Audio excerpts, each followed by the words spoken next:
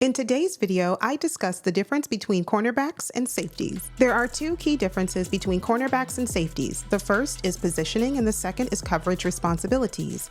Safeties line up deeper in the defensive formation, typically behind the linebackers and closer to the middle of the field.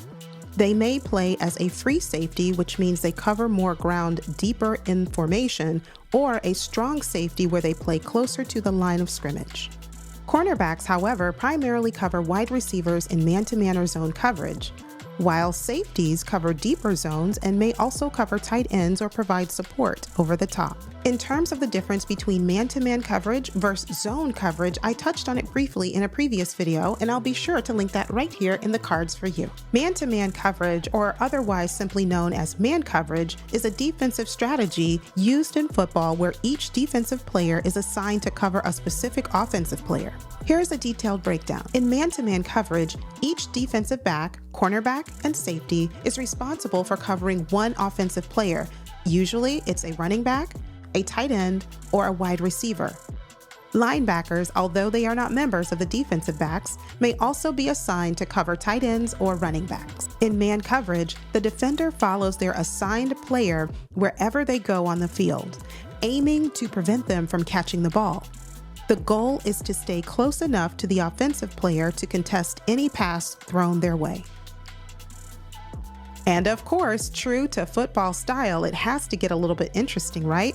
So there are different types of man coverage. There is press man and off man. But that's football 201. You have to come back for the next series for the differences between those two. By contrast, zone coverage is a defensive strategy where each defender is responsible for covering a specific area of the field rather than a specific player. Each defender covers a designated zone of the field.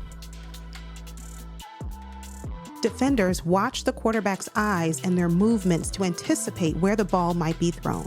And just like man coverage, zone coverage also has different schemes: cover 2, cover 3, cover 4. But again, that is football 201. I'll see you back here in the next series. But for purposes of this video, I will note that zone coverage is a critical part of the defensive strategy, allowing teams to adapt to various offensive plays and formations while preventing big plays down the field. Well, that is all for today. Thank you for watching, and now you know the main difference between cornerbacks and safeties.